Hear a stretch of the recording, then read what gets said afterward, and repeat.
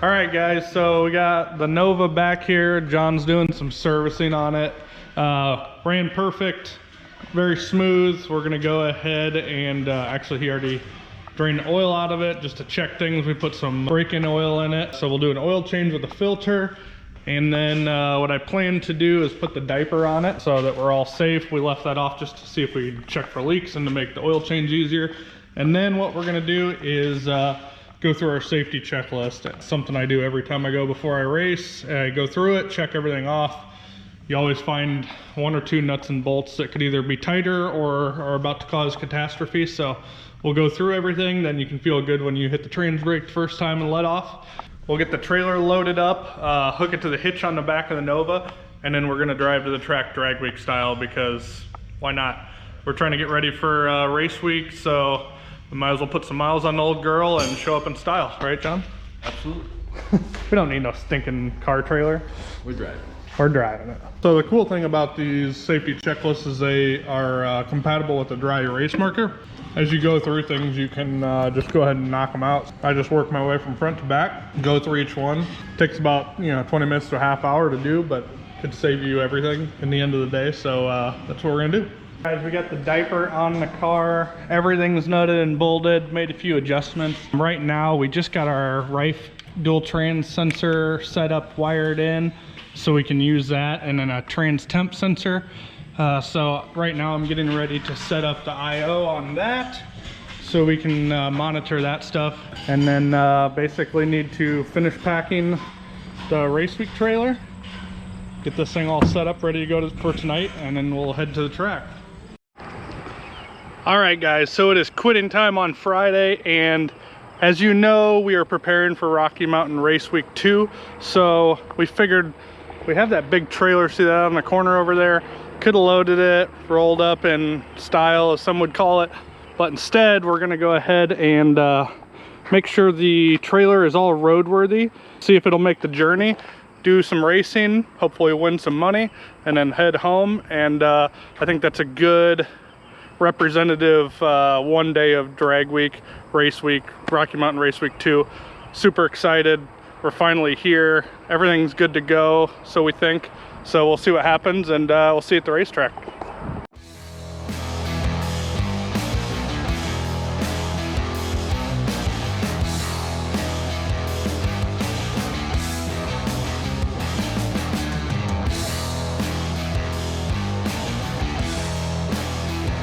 So we made the trip, zero issues, thankfully. Got the trailer disconnected, got it into race mode, and gonna go get it teched in and see what we can do. Actually just waiting on a little bit of ice. Once the ice gets here, we'll be good to go. We got Daryl along. Yep, ready to rock. Ready to rock, baby. So we are in the lanes for round one of the Streetcar Shootout with Carter, who just so happens to be a customer of ours. We'll see what it does this pass. It'll be our second pass. The last pass we only got an 1/8 mile time, and then we're only racing 1/8 mile, right? Yes, sir. Only racing 1/8 mile. So I went a 5:20 the last pass, and we'll see.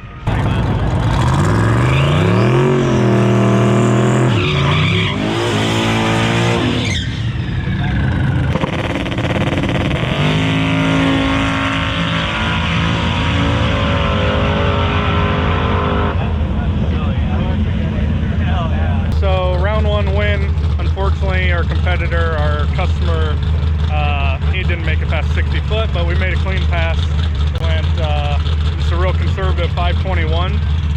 Tyler, who you've seen in engineering at Motion, is also manning the keyboard tonight. Just that easy, right? Just that easy.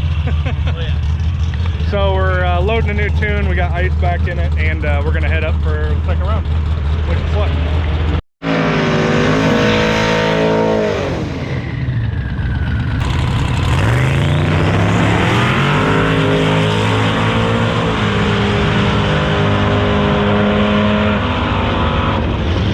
Driver failure. I pulled the worst reaction time of my life. You know, it is what it is. I haven't raced for a while, so I'm a little rusty. No big deal, we'll get them next time. The good thing is the car is back out and running, and it's literally taking every ounce of power we're putting to it. So we just keep putting more boost out off the line, and I'm shortening the ramp. So we'll check back tomorrow with you guys. Hope for some really good times tomorrow. The track is on kill, and excited to get it back out. Friday night went off pretty well, you know, really had no huge issues. By the end of Friday, we realized the car was not responding to any of the boost that we were adding to it. So we went and looked for boost leaks, and we found that the header had about 4 primaries leaking. I've never used red RTV before, but we thought we would try it this time around on the headers. A lot of people do it with no issues. I couldn't find any gaskets, so we just tossed on a red RTV. And lo and behold, we had 4 primaries leaking. So after we were done with the shootout on Friday, we lost our good buddy Eric Fox, a customer of ours with his killer blue Corvette. John and I brought the car back, and then Saturday morning, we ripped the headers off of it, scraped it all. And, I was able to find an MLS set of gaskets for the LT. So we went ahead and scraped all the RTV off, cleaned everything real good, put the MLS gaskets on. At the same time, we found out that we didn't have a thick enough washer on the back wheels, so one of the studs stripped out. Just crazy stuff that you don't even really think about, because I put new studs on it so I could get the wheels off easier. So we were just kind of thrash mode, getting both of those things fixed. By the time we made it to the track on Saturday, we literally unloaded the car, drove it right to Tech, and then right up to the lanes for our first pass, because we were running the River Redemption small tire shootout. That being said, I did a terrible job of documenting.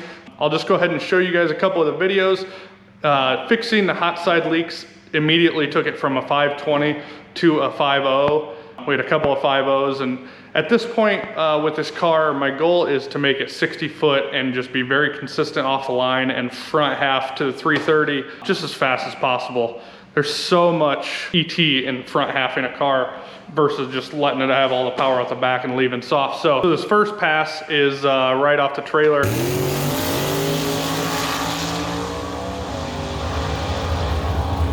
The car wanted to start wheeling. Now that the headers were fixed, it was making a lot more power. So it wanted to wheel, it wanted to go right. So we went ahead and added some anti-roll bar preload to the back right corner. And then after that, we tightened up the front extension on the shocks on the front, and that kept it from allowing it to, you know, go up first. So after that pass, what we did is just added some more power, and we shortened the ramps. Honestly, this thing makes it too easy. The leaf springs are surprisingly really easy with the Mentor shocks and the Caltrax. We put new mono leafs on it this year because we were warping the old ones, and it's just responding to everything we do. So at this point, we have all of our power in by 0.8 seconds. We don't have all the power the car has, but we, on this next pass, we go 120 60 foot.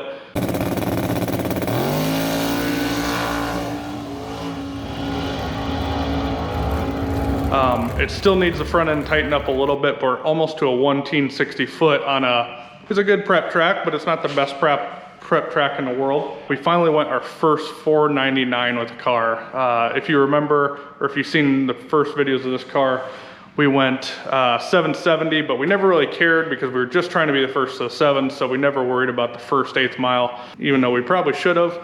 We just didn't have a lot of power management with the drive-by wire, throttle body, and all that stuff. It was just a real huge pain to dial in. So we went 499. The weekend was an extreme success. We did start to turn the power up a little bit, and we noticed it wasn't responding. So we actually pulled the car into the shop.